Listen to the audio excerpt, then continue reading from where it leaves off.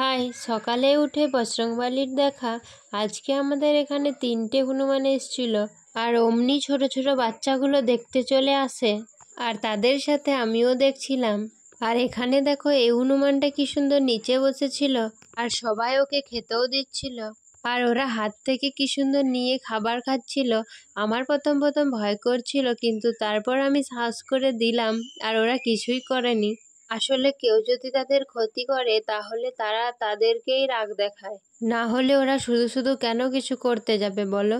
এখানে আমি ওকে একটা কলা দিলাম, আর ও কি সুন্দর বসে বসে খাচ্ছিল দেখো।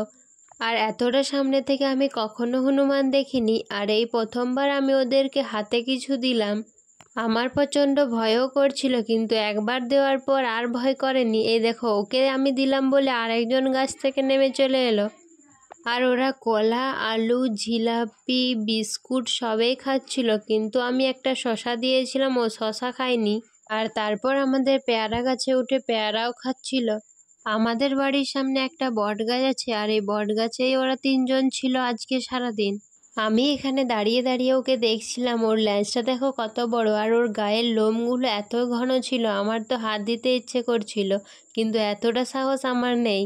রাস্তার মধ্যে সাইকেল বাইক যাতায়াত করছিল বলে ওর গাছের মধ্যে উঠে যায়। 3জনেই নিচে নেমে খাবার খাচ্ছিল, কিন্তু কতগুলো কুকুর এসে ওদেরকে খুব জ্বালাতন করছিল, তাই ওরা গাছের মধ্যে উঠে যায়। একটা হনুমান খুব রাগী ছিল, ওকে আমার খাবার দিতে খুব ভয় করছিল। ও খাবার নিলেও রাগ দেখাচ্ছিল, আর ওরা একবার করে নিচে এসে খাবারগুলো নিচ্ছিল আর উঠে যাচ্ছিল, কারণ কুকুরগুলো তো ওদেরকে জ্বালাতন করছিল। এখানে দেখো বিস্কিটটা নেওয়ার পর খুব ভালো করে দেখছিল যে এটা কি, তারপর খেলো। আজকে সারাদিন তো ওরা এখানেই ছিল, তারপর বিকেল হতে ওরা এখান থেকে চলে যায়। ওখানে দেখো গাছের পিছনে 2টো কুকুর ওদেরকে খুব তাড়া করছিল, আর সেই জন্যে ওরা একটু বেশি রেগে যাচ্ছিল। বড় হয়ে গিয়েও বাচ্চাদের মতো হনুমান দেখার শখটা আমার এখনো মেটেনি। আমি আবার সাহস করে ওদের সাথে সেলফি তুলছিলাম।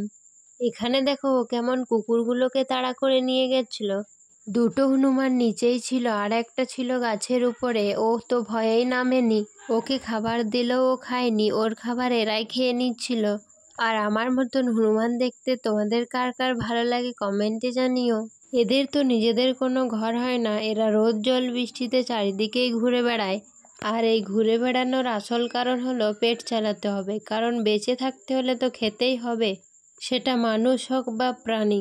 এখানে দেখো সকলেই গাছের উপর উঠে যায়, কিন্তু খাবার দেওয়াতে আরেকজন নেমে আসে। আমার তো আজ থেকে হনুমানের প্রতি ভয়টা কেটে গেছে। হাত থেকে খাবার না দিলে এই ভয়টা কোনোদিনই কাটতো না। আর আমার হাত থেকে যখন ওরা খাবার নিচ্ছিল তখন আমি ওকে ভালো করে দেখছিলাম। ওর হাতের আঙুলগুলো অনেক লম্বা লম্বা ছিল, আর ওদের হাত পা আর মুখটা অনেক কালো। যাই হোক, আমার তো ওদের প্রতি ভয়টা কেটে গেছে। আর এই বট গাছটার উপরে ওরা আজকে 3জন ছিল। তো চলো আমি এখন হনুমান দেখি, তোমরা চ্যানেলটাকে সাবস্ক্রাইব করে দিও।